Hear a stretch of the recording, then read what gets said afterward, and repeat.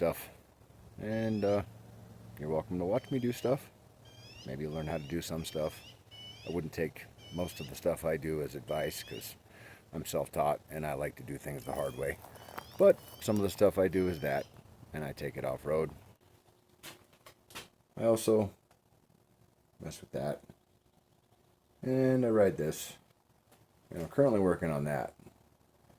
And the only reason I'm doing this on the YouTube is because people tell me that some of the stuff I do is kind of interesting, so I thought, okay, maybe other people would like to watch me do stuff too.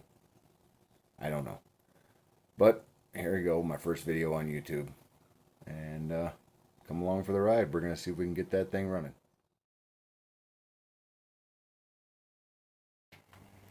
What you see in front of you is a 1993 Gixxer 611, I like to call it, Ratbike, that I put together, give or take about 20 or so years ago. It's been sitting since, well, let's see here. Yeah, 2012. And, well, it's pretty much junk at this point. We're going to see if we can't get her going and find out whether or not it still does the wheelies. Anywho's, stay tuned and we'll see what we can do with her. Okay, so drug her out of the shed, got her in the garage. I'll give you all the full tour here of this fine unit. As you can see, she's kind of more dust and spider house and mouse house than motorcycle at this point, but should be able to do something with it. Full custom junk. I was working at a bike junkyard at the time when I had this, and I actually used to ride it, and I was broke to boot, so you'll see some interesting things on this particular bike. Don't pay any attention to the other junk in the background in my extremely overfull of junk garage. But that front end there with the racing stripes, well, that's made out of a 55-mile-an-hour speed limit sign. And I got some salvage Harley mirrors on there. She's bedliner black, mostly, with the exception of the fancy red racing side covers and wheels.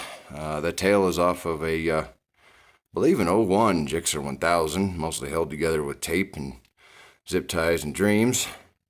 And both tires are junk. The front tire was flat, mostly on the bottom, but went ahead and added some air to her to roll her in the garage. I'm pretty sure the fuel tank is completely full of horrible, bad varnished gas.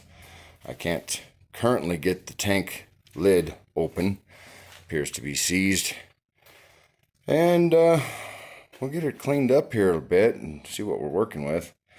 She's a Gixxer 600 frame with an 1100 engine stuffed into it. And that's why I call it a 611. It used to be a lot of fun, and I parked it because I could never get the carburetors quite right, so we'll deal with that also. And we'll just go through it. You guys can come with me on this pretty interesting, probably, maybe not, I don't know, revival of this poor machine. And as you can see, got the full custom dash delete with cobbled together tack and a bicycle speedometer. That's all custom. Again, remember, I was pretty broke when I built this. Like I said, the electrical tape taillight mount. Custom, sort of hidden, kind of not really. Maybe the cops won't see it. License plate. And dinner plate rear sprocket, because I used to do wheelies a lot. And we'll see at the end of this, if I actually do get it running, whether or not it still does the wheelies. And I'm going to have to make this a couple week-long video because I have not bothered to order any parts. I just drug it out of the shed and decided to see what I could do with it. Also, pretty sure, judging by that rotten spot in the side cover there, this fuel tank, it leaks and it's probably going to need replaced. So we'll have to get on the eBays and see if you can even still get a tank for a motorcycle this old that's not completely rusted junk. And the brakes still seem to work. Haven't tried the transmission. The clutch pulled in. The cable didn't snap. Well, mainly because it's hydraulic. And it seemed to do clutch things-ish. Gonna need a battery, of course. And we'll just see what we can do. Alright, well, I guess it's time to literally blow the cobwebs off this thing. It has been sitting so long that there are, like I said, literally as a spider house everywhere on this. And we're going to grab the air compressor and see if we can't eliminate some of that, evict some spiders, as it were. And then we'll see about the mouse house in the trunk after that.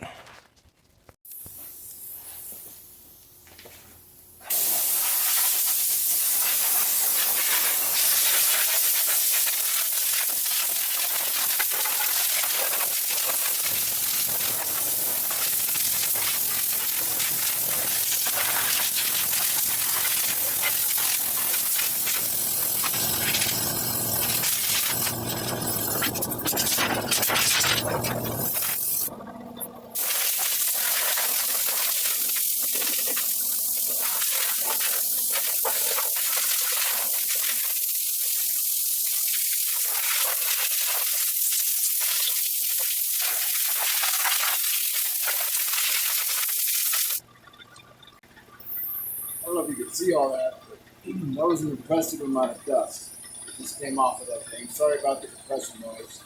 It's not a very big one, so it's going to go off pretty regularly, but sad. But it's this long. Alright, well, that is slightly better.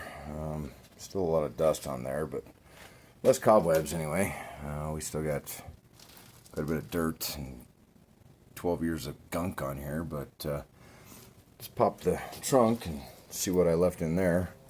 Well, I actually already popped it once, but I'll get it open here and see. Oh yeah, there was a mouse house. I got rid of some of it. And we got a, what is it? We got a Leatherman from Henkel Trucking. I'm not sure what that is or where I even got that or how long it's been in there, but it's got a fancy case. So that's, I guess, a pretty good find. That's the radiator overflow tank with a literal cork in it, because why not? I'm going to vacuum that out. Pretty sure that's speaker box carpet I put in there to make some sort of place to put things and stuff. And yeah, it's still got rubber from the last burnout I did, apparently. And lots of other crud stuck up under there. I don't know if there's anybody living in the exhaust. Hopefully not. Can't see in there, but I remember this was very loud because I actually shortened that Yoshimura from the 1100. It was too long for the swing arm on this one. So she made some noise, and we'll see if we can't get that tank open and drain the disgusting, horrible varnish that is in there out. The cap seems to be seized up on the inside. The tank, yeah, the key starts to work. I'm bending the key trying to get it to turn. So seeing as how this is the only key, I'll probably get another one made before I break this one and have nothing. Maybe one that's not quite so cheap or shorter, if possible, to try to get that to turn. I'm willing to bet that it's pretty corroded on the bottom of that fuel cap, judging by the smells that come out every time I touch it, push on it, wiggle it. Yeah, because, you know, of course, for some unknown, really dumb reason, I went and filled this up with fuel before I parked it. So there's an entire tank full of bad gas. Also, a 20-year-old bed liner does not stick to galvanized steel or aluminum or whatever that's made from after 20 years very well. So the air compressor just went ahead and blew that off for me. So that's cool. Just kind of actually fits the overall look of the machine. Got a little bit of the same treatment on the tank there, and guessing that's, I don't know what the bubbles are about. Probably fuel vaporage or something. I don't know. It's seen better days, that's for sure. All right, we'll go ahead and get the mouse house, or well, what's left of the mouse house, out of the trunk here. The old shot back mouse destroyer, mouse house destroyer.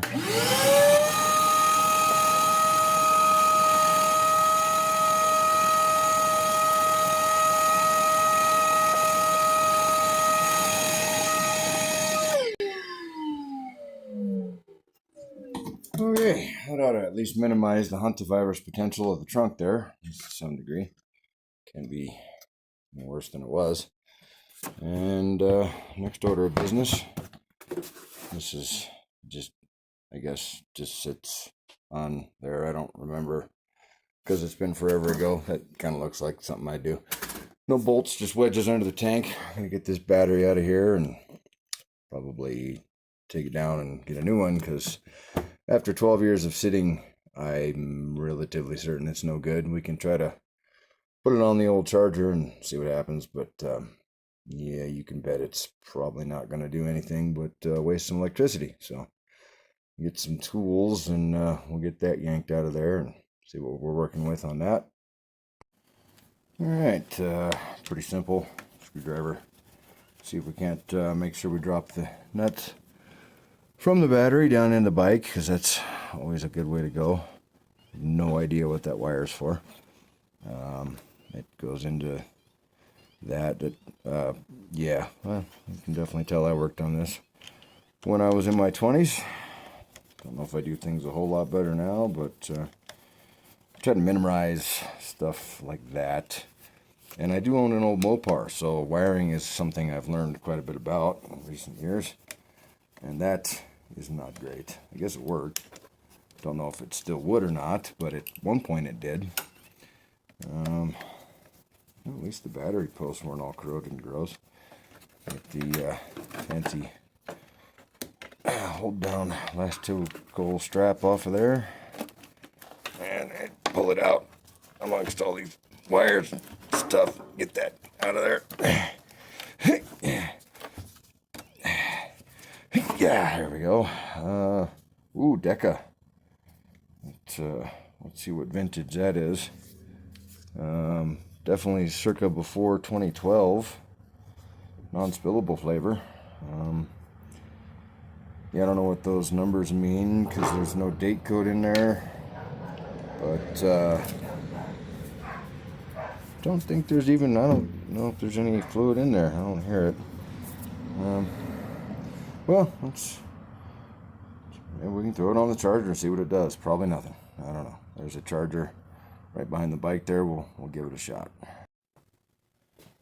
Okay, so I got the fancy Harbor Freight Syntec battery charger. I don't think it's going to do anything. This charger, if I remember right, doesn't even turn on until you actually plug a battery onto it. So got the happy cable and the sad cable, and nothing. I got good battery out of my generator charging, so we'll see if it's actually the charger or the battery. I'm willing to bet that it's the battery, because if you put this one on, oh hey, it lights up. It's apparently needing charge, so we'll leave that on there. But this bad boy is junk. Guess that's what 12 years of sitting in a motorcycle in a shed, getting covered with dust and rat crap and cobwebs does for a battery. Nothing good, actually. So we're gonna have to go find one of those. See if the local parts store has one. I know they keep some batteries like that at the O'Reilly's. Check there first. If not, I'm gonna have to go to a bike shop. Probably pay twice as much for one there, and see if we can't get this thing to spin over. We got some more checks to do first, of course, but might as well go find a battery. That way, when I am ready to spin it over, I'm not having to stop again to go get one. And might do some internet searching. I definitely need some carb kits. I think if I remember right, the reason this was parked, because the carburetors were bad, more specifically the diaphragms in the carburetor were bad, and it sputtered real bad, and it wouldn't go really hardly anywhere until it revved way up, and then it would go into full screen mode and about throw you off the back of it. So We don't want that. Plus, it's really kind of embarrassing to ride around on a motorcycle that's sputtering with loud exhaust, and then it just goes into full screen mode and takes off like crazy. So yeah, we'll need some oil, filter, probably some spark plugs. Ignitions on these are pretty reliable, so hopefully I don't have to worry about getting two set spark plugs, but fuel delivery is going to be an issue. We'll get some side covers pulled off. I really need to drain that tank before I decide to go any further, because I do not want to spill that varnished gas on me or in the garage. Don't think the wife would appreciate it much if the whole house smelled like terribly bad, horrible varnished gas. So I believe the next order of business is probably to try to get that fuel cap open. Like I said earlier, I'm going to try to get another key, maybe a little shorter, a little stronger, so I don't twist it off in the lock. And while I'm out and about, I'll pick up a battery and some oil and a filter, set of spark plugs, and pick up when I get back. All right, so it's like a day later. Went and got some parts, had some keys made. Still can't get the fuel tank open, so I think the first thing we're going to try to do to see how bad that is we're going to pick the lock. I have a feeling the key I have most likely works, but the lock is probably stuck due to rust or crappy fuel, which I can smell coming out of there. So get that lock picked, get it turned, and see if we can't get the tank open and see what's in there. I'm guessing rust and horribly bad fuel, but I guess we'll see.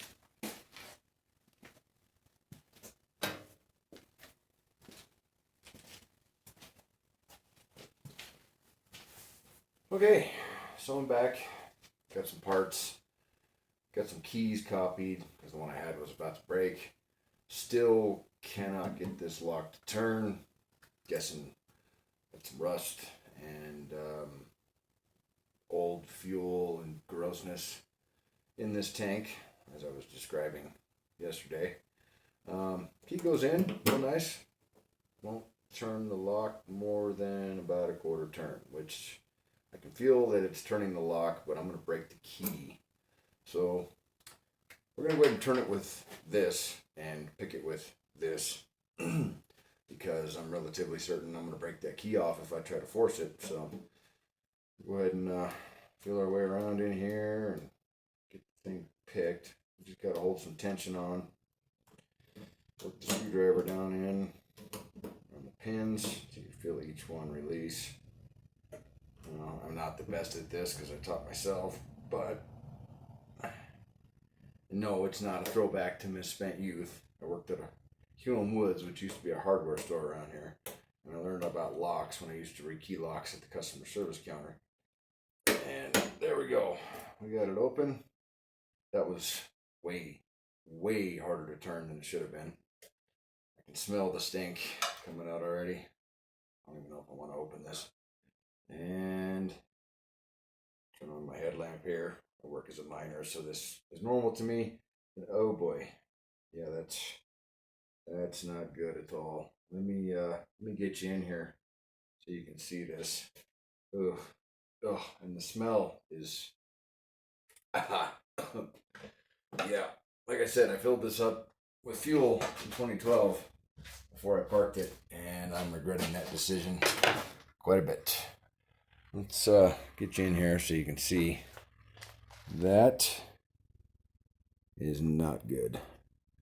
Get the light in there if you can see. No, it's hard to see. Let me shine some light in there for you. That, my friends, is not good. And that crystallized junk on there is why that wouldn't release.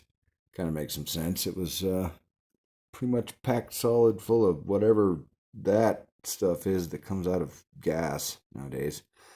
And that tank is pretty bad. That is fluid in there. I think it used to be gas. Now it's rusty stuff.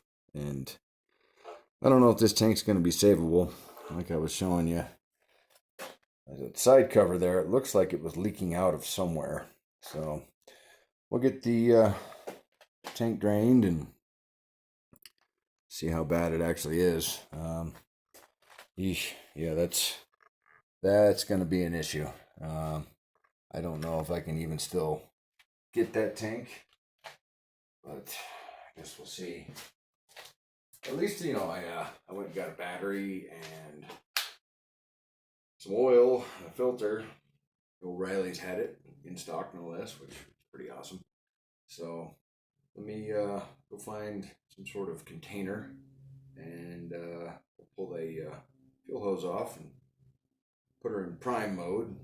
See if it'll drain or if the petcock's plugged, in which case I'll have to siphon the tank out. Either way, it's gonna stink. It already does, and it's not gonna be a whole lot of fun. So yeah, it means time to gather some things up.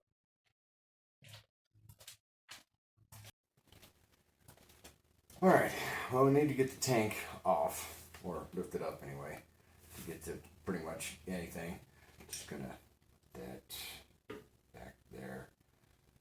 Actually, let's make sure it turns the key now. It's stuck in the unlock position.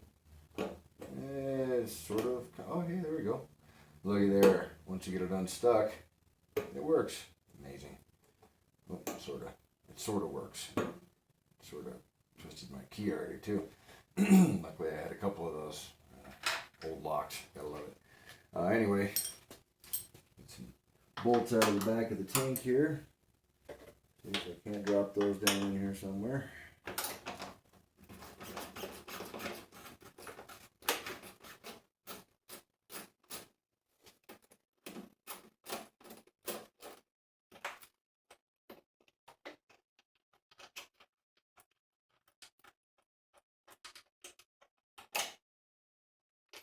Oh, something fell in. Water. Never gonna find that again. Okay.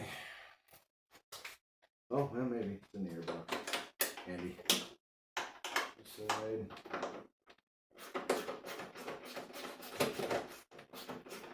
And like I was saying, this tail section, including the subframe, is off like an 01 Gixxer, I think. Gixxer 1000, if I remember right. It matters. It's been cut down and butchered on here. And oh, save the washer on that one. And we'll just set those here so we can never find them again after they fall on the floor. And is this gonna, oh, hey, looky there. We've got loose tankage. Yep, wanted to drop that, perfect. And there's a rubber bushing, custom. And I got this vent line. Every time I move this, more stench of rotten gas comes out of this thing. And I don't remember how this comes apart now. Yep. Looks like I can see the, we need to take the head cap lever off. Just gonna trip over that muffler I left laying there right in my way. Perfect. Get this off of here.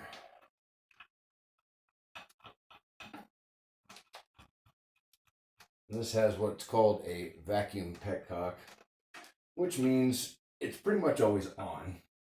And the engine vacuum causes a little diaphragm inside to open and close when the engine's running. It's got a prime setting and a reserve and on. On is also off without vacuum. And prime is fully on. Flood the carburetors out. I don't know. I think it was in. Yeah, it was in on. That's good. So there's a good chance the carburetors are completely plugged up with rusty, nasty crap as well. And let's see what we've got underneath here. It looks like we've got fuel line and a vent line. Vent line out of there. This just kind of sits on the front of the frame. And gets caught on all kinds of hoses and spark plug cables and whatnot. And I need to, before I do anything else, get some sort of receptacle, put all of that wonderful smelling stuff in. Let me see what I've got around here that's not an oil drain pan. that I don't keep in the garage because I don't want to smell this any more than I have to. So we'll go out to the shed and find an old gas can or something. Really, no, I don't care about.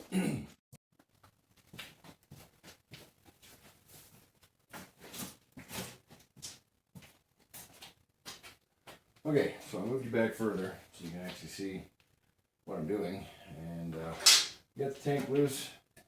I'm going to pull this petcock lever off. These petcocks run off vacuum. They don't really have off. They have prime, on, and reserve. On is off, I guess, until the engine's running. Then vacuum opens up a little diaphragm inside there, lets the fuel flow to the carbs, or you can put it in prime and flood everything out and hope your wheels and seats are good, because that turns around full blast, and reserve is obviously, you go till you run out of fuel, then you put it on reserve. That hopefully will get you to the next gas station.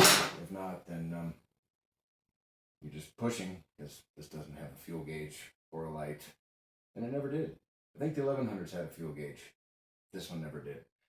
This is off an 1100, this tank, and it's got wires and a sender for a fuel gauge, but there's no fuel gauge on the dash, as you saw earlier.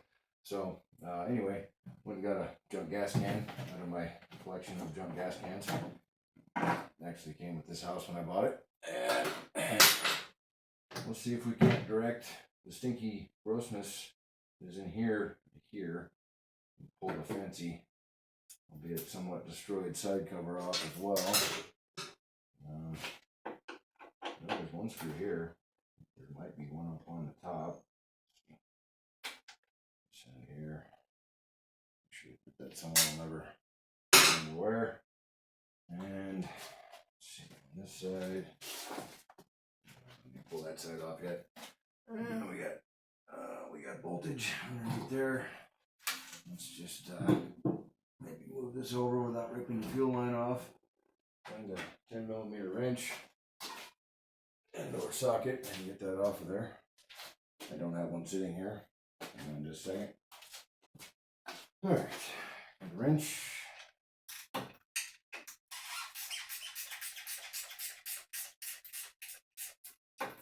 Oh boy. Oh yeah, the gas just absolutely, completely, utterly destroyed that. And that bolt back there. That's great. I'm sure those are easy to find. No, probably not. Oh boy. Alright. So use this properly. Get that undone. Now, just give a socket. And a 10. Oh. Yeah, I have a 10mm socket. That's, as we all know, usually impossible to find. Not on that. Let's see. 10mm. I have a 10mm. Usually those are lost and gone forever. I have 20 of them somewhere in this garage. And that's not gonna cooperate. I gotta get the bolt to actually stick out from there. I need a socket on it. There we go. There we go.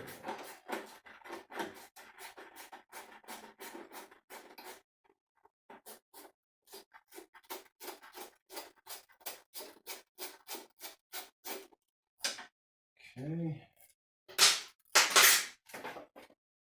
And GSX-R 1100, albeit not in great shape anymore.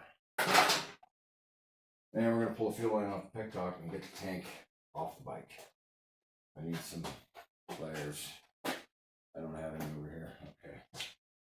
Okay, we got pliers. Now let's see if we can't remove the fuel line. No clamp on it. Perfect. If we're really lucky, this diaphragm in this petcock leaks, so this is about to get fuel everywhere. Oh, okay. I'll be darned. Not going to be an issue. And what else is holding this? Stuff and things. Oh, that was the vacuum line. Yeah, alright, so the fuel line goes down to the carburetor where I can't reach it. Perfect. The other side here.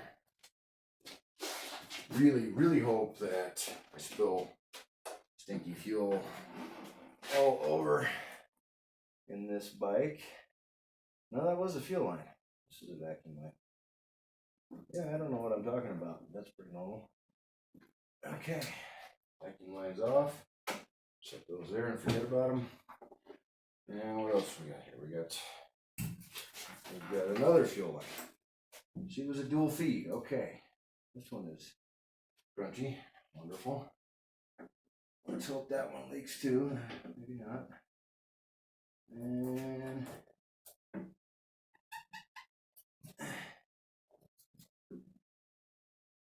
oh yeah, that's not coming off at all.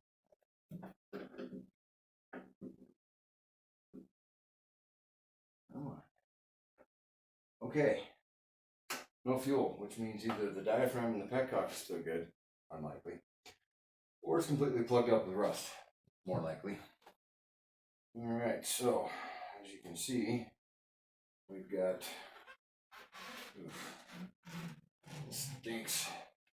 We've got the tank off. Let me just set it there in hopes that it falls over while I walk around the other side of the bike. Now, we have got to figure out how to get fuel from here to here. And I don't know exactly where this was leaking from, but it certainly took the bed liner and the paint off of it quite nice. Best paint stripper I've ever seen, I guess. I don't know where it was leaking from. If this seam maybe? Doesn't look like it, but it doesn't mean anything. Unless it was just the vapors coming out of there. I don't know. At least this tank's all dented in. Junk. Perfect. So if I put this on prime, it's gonna leak everywhere. And I got 2 fuel holes plugged up. And I just got paint all in the drain pan, so perfect. Yeah. I don't remember how this worked exactly. Maybe this tank isn't completely shot. It isn't good, but maybe there's some chance of saving it. I don't know. Take the fuel sender out, let that run fuel everywhere. I could siphon the fuel. I think that's probably what we're going to do to start. I got one of those fancy, I don't know, I call it a jiggle siphon, but it's just a clear hose with a weird brass thing on it. Check ball that you can stick into a fuel tank and siphon fuel out. Pretty neat. Marvel of modern technology. Oh, I gotta get the fuel cap open again. Really hope that still works. Uh-oh.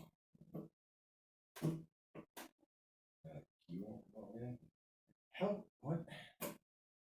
I'm confused. I don't know how that doesn't work now. It worked 5 minutes ago. That sounds about right. Let's see.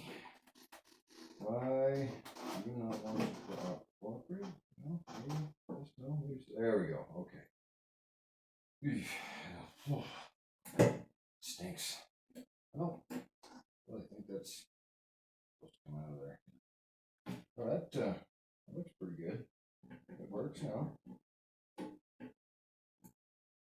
I don't know what that white stuff is. It smells like, I don't know, old gas and something. Alright, so I was single for a long time, so this is an easy motion to remember. As you can see, that's pretty good looking stuff coming out of there. Get the siphon going. Come on. Nope.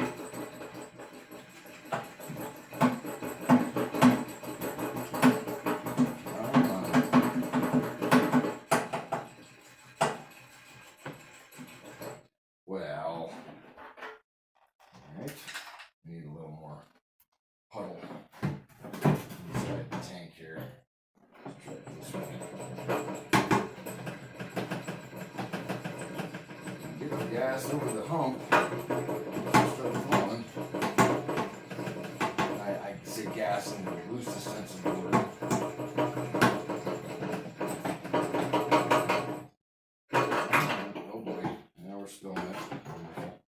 At least I'm loosening up all this rust. You know, making a mess. So that's pretty handy. I'm so glad I just leaked gas all over the side of that tank because I wanted some stinky rags around here. That's fantastic. And you know how they say the gas goes bad in like 2 months? Well, for 12 years, it's really bad. Alright, let's put this on the end where we can get some deeper level to the fluid here. There it goes. Now it's flowing. Okay, that's what we needed. And yeah, this really isn't that bad in the bottom because there was fuel covering it, but the top is pretty bad. And that stuff, it looks more like, I don't know, rust water, whiskey, not fuel. It's bad. I don't even know what to say. I really wish I hadn't filled this up with fuel right before I parked it over a decade ago.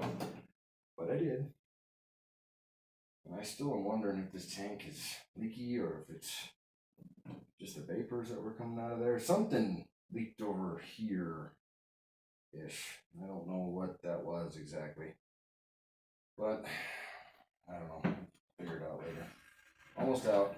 Oh boy. I think we got the majority of the stinky, horrible, gross, nasty fuel out of the tank. No, yeah, she's pretty much empty. Just set that there. For now, I think we're just going to set this aside. We'll deal with that later. Now, back to the actual front of it. Somehow, in this mess of things, we got to pull the air box out, carburetor's out, and see what else is wrong with that.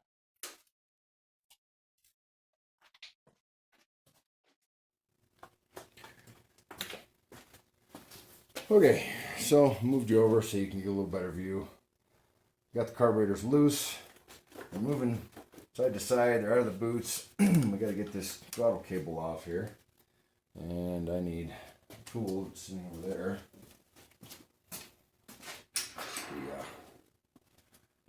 The screwdriver throttle cable remover tool here, and I don't know if you can see it. Probably not. There's a groove that the cable's got to slide out of. And these carb linkages, and I can see it. Let me get the little cable end out of there. Poke at it from the side. There it is. One cable removed. That is the return cable. So then the throttle pull cable, which is still stuck in here. Let's see if we can't. There we go. One of the cables out. Get this fuel line stuck under the coil. There we go. And we got the throttle cable stuck in the coil because it had to. Really? How does that work? It just, somebody help me to understand how stuff like that always happens. So, get the nut past the coil. There we go. Let's just get that somewhere. Nope. Somewhere stuck in something out of the way. Yeah, perfect. Anyway, maybe we can lift these carbonators out of here. Stuck on the throttle screw. Okay. There we go. So now we've got them up where we can see them out of the bike. Let's get this other throttle cable off, which pretty much just involves, you gotta stick this cable, get it loose, work the little cable end out of the throttle linkage. I don't know if you can see that, but I'm going to do it anyway. And come on.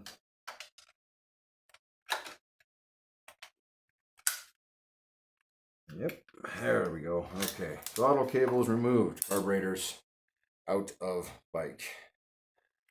So we're just going to set those aside for now. And we'll come back to those in a few here. First off, I think it's time we get some oil into this machine. I'm going to pull some spark plugs out. We'll look at those, see how bad they are. And haven't even addressed the cooling system yet. I'm sure it's had antifreeze in it. I hope it's had antifreeze in it this entire time. And we'll see how much of that is left, if any. And pull some spark plugs out, see how bad those are. So I'll get you in a spot where you can see, and we'll start doing that. So let's see, what's going to make this a lot easier is if the bike was actually sitting level. So we'll get the old maybe pit bowl stand here and get it sitting up on stand so it sits somewhat sort of kind of maybe level. I've got some custom bolts sticking out of the swing arm that I leave in there for this exact reason. And we'll just stand the bike up. Give her the old heave ho. And there we go, sitting nice and level now. I'll swing the camera back over here so you can see what I'm actually working on. Down there-ish. Need to get some more light on the subject too. Actually, what I probably ought to do is move this forward where there is light, but then I don't have the drill press to hold the camera because we're pretty high tech around here. Nope. Hopefully you can see with my headlamp a little better down in here. And under this mess of things and junk and stuff, there's some plug wires. And we'll start over on that side because you can see it. This is a plug boot. I'm guessing that's probably going to need a custom spark plug Suzuki removal tool, also known as a pair of needle nose pliers. Yeah, we'll pull that end out of there and see how bad it is. Oh yeah, I think I must have replaced those. It's still pretty soft and not all dry rotted and gross. The bushings are actually in pretty good shape. And it's relatively clean down inside of there, amazingly. The middle ones are a whole bunch of fun. No, they're not fun at all, actually. You can't even hardly see them, and you got to pretty much smash a whole bunch of wires to get to them. Again, we'll use the custom Suzuki spark plug boot removal tool and leverage against the valve cover to see if, there we go, get that loose. And then it's somewhere underneath all of these things. Move this plastic box of vapor gathering out of the way. Let's see if we can't pull the boot out of here. Maybe. Come on. Come on. Without destroying said boot would be preferable. Or ripping a bunch of wires out that I don't remember what they do. Okay, we got the boot. Let me go get a spark plug socket and we'll see what we can do. And just to show everybody what we're dealing with here, you can see it a little better from the top. There's one, spark plug number 3. And if I can get the light to cooperate, maybe. Well, anyway, spark plug number 4. And I have not pulled the boots on spark plugs number 1 and 2 yet, and we'll do that real quick. You can see a little better what I'm talking about. Special Suzuki spark plug boot removal tool, leveraged against the valve cover. At least there's a whole bunch of oily stuff on top of the valve cover, so that's pretty cool. Again, that boot looks half decent. And then the inner boot. And the green plug there is the ignition I have still not plugged back in after taking it down to the locksmith. And we got some oily grossness on this spark plug boot for some reason. I don't know where that was coming from. Either something was leaking or something was flying out of the engine. I hope it was leaking and not flying out, but time will tell. Okay, now we can almost kind of see the spark plug.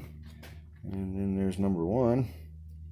I don't see a whole lot of stuff in there. Just be on the safe side. We'll get some air, blow those out in case there is a whole bunch of things down in there. Let me set you back on the holder here, and we'll get that blowed out of there.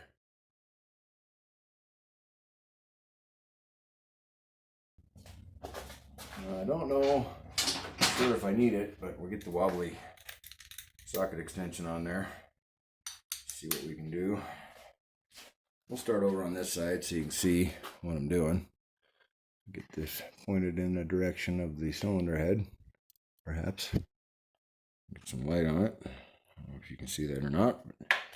And just kind of stick that down in there. Oh, yep. Super tight. Perfect. Had a bad habit of over tightening things in my younger days. And like I said earlier, this is something I worked on last time when I was probably still in my 20s. I was pretty good at breaking bolts. Learned. Don't monkey tighten everything. Okay, number 4. Still in the hole. If I can get the spark plug socket to grab a hold of it. Get that in there. Come on now. Oh boy. Yep. I think I need to get a better spark plug socket. Just grab a hold of the spark plug. That would be so awesome. Oh, there we go. We got it. And a little bit of oily goo in there. No rust, I don't think. And the spark plug actually looks pretty decent. I think maybe we'll end up reusing them. I didn't buy any, but they're just CR90s, so they're pretty easy to get. But we'll just set that aside for now. And move on to the other 3. Middle ones are a whole bunch of fun to get out. You gotta move all the wires and stuff and things and fix this down in here and stick it way down in the engine. That's why you need a 3-foot extension on there. Oh, that one wasn't tight. That's great. Hope that doesn't mean there's stuff in there. Not sure why that would be less tight than the outside ones, but I don't know. I'd like to blame somebody else, but I know I was the only one who worked on this, so that's what it is. And that doesn't want to come out of there either. Just stay in my socket, please. Oh, man. Okay, we're going to move on to Plan M. As in magnet. Old magnet. Good for pulling things out of places. There we go. And again, wet with some sort of, oh yeah, that's fuel. I'm not sure how fuel was stuck in these cylinders that long, but it must have leaked past the float bowls and the carbs. These Suzukis have plastic floats, plastic float cages, and if the needle and seats were bad, that explains why the fuel tank was not completely full. It ran into the engine, which means the cylinders were full of fuel, and the crankcase is now probably full of fuel, and the rings were probably washed right past with all that, so that's cool. This thing might smoke a little when we get it going. Alright, moving on to number 2 spark plug. Where'd I put the ratchet? Over here. Perfect. Okay. That one was sort of kind of medium tight. I don't know. Let's see how bad this one is. This is the oily one too, for whatever reason that happened. I don't know what that is or where the oil would have come from, but I guess we'll see. Is this one going to cooperate with the spark plug socket? Nope. The magnetic cheater. There we go. So there's oily fuel stuff on the backs. I don't know what that is. That cylinder's dry. Maybe running a little rich, but I think that's fuel remnants. It smells like fuel. Stinky, varnishy grossness. Anyway, on to number 1. I'm at least not seeing rust in any of these cylinders, which is a good thing. I don't have a borescope, so we're just gonna pretend like we can see in there and everything's fine. Not like you can see a whole lot in these anyway, and this piston moves about that far, so it is what it is. But let's see. Yep, also stuck down in there. Let's get the magnetic cheater, and there's spark plug number 1. Also dry, which is weird because the bike was leaned towards 1 and 2 cylinders, and those are the dry ones. A little rich, but doesn't really, I can't tell if that's my gloves or the spark plug. Let's see. And doesn't stink.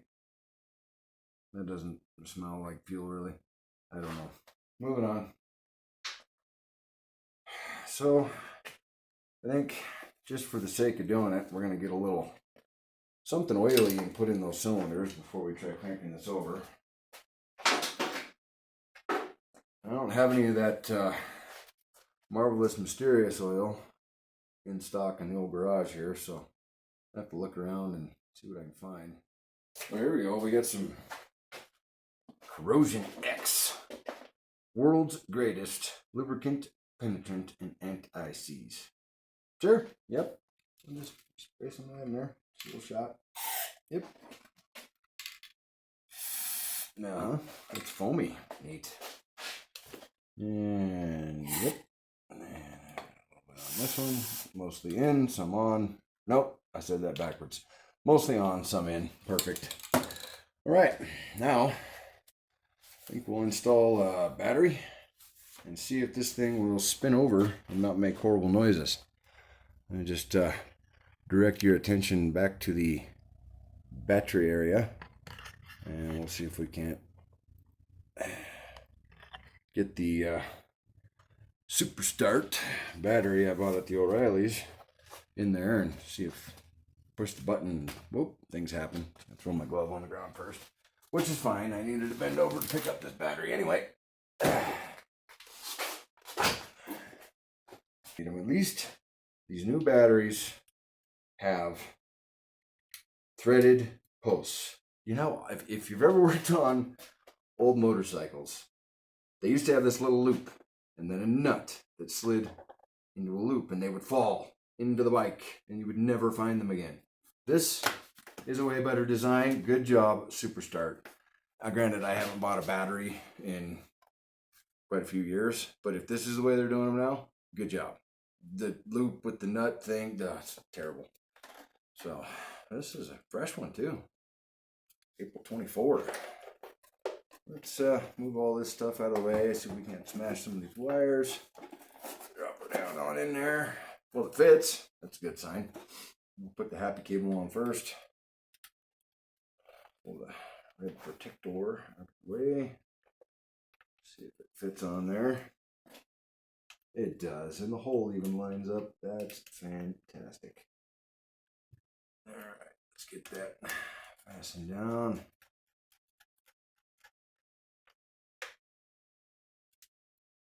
Okay, and we'll go ahead and tuck the computer box back up in there. Perfect. Custom mount. Same on this side, and I'm going to reconnect this, I don't know what this does, wire, and hope that it does whatever it used to do. I don't remember what it did. And we'll see what happens. Oh, geez. Yep. Note to self and to all of you. Put the battery hold down on before you put the cables on. Makes it a little easier. That wasn't too bad, but might have been worse had I put the other cable on. So note that. And if I can get my fingers to cooperate with my brain. There we go. Just make sure that mysterious pokey wire stays somewhat where it belongs. Okay, we have juice. I don't smell anything getting hot. There's no smoke rolling off of anything. No spark when I put it on. So that's good. Hopefully that means the wiring's not destroyed, or it means it's not doing anything. I don't know. We're about to see. Okay, Well, let's get a hold of you here. All right, let's see. I don't think there's any lights that are gonna come on or anything. My bicycle speedometer's dead. Go figure. All right, so key on. Nothing happened. We got nothing. We got no headlights. We got no horn. Ah, I know why.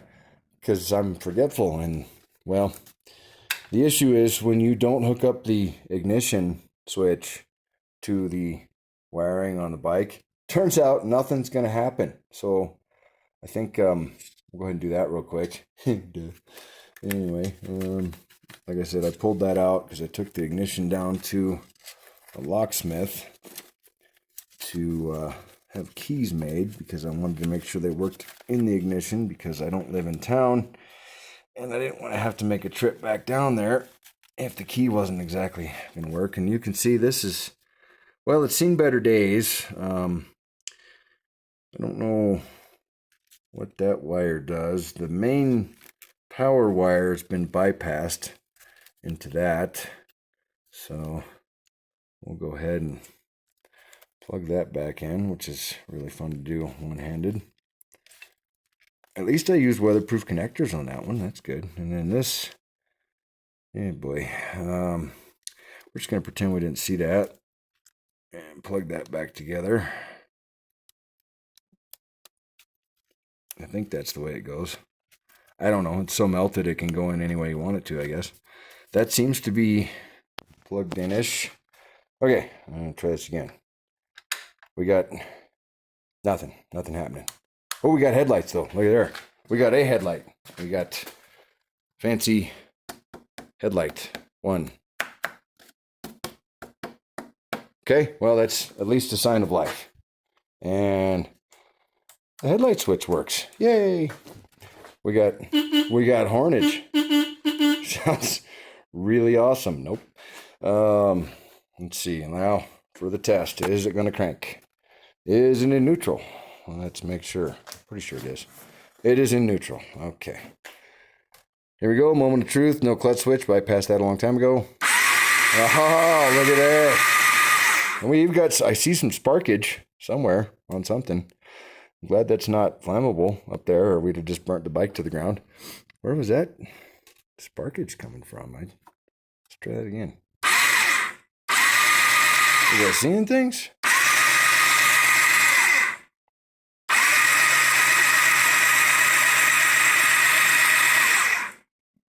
Interesting smells coming out of here with that corrosion X and the stinky, nasty fuel.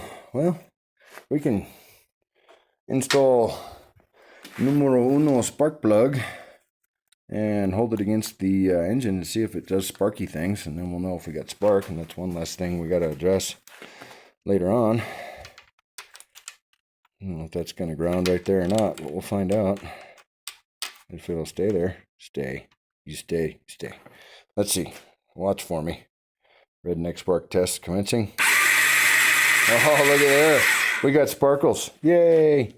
So now we just got to deal with the fuel situation and somehow stuff all that back in there. And maybe this thing will fire off.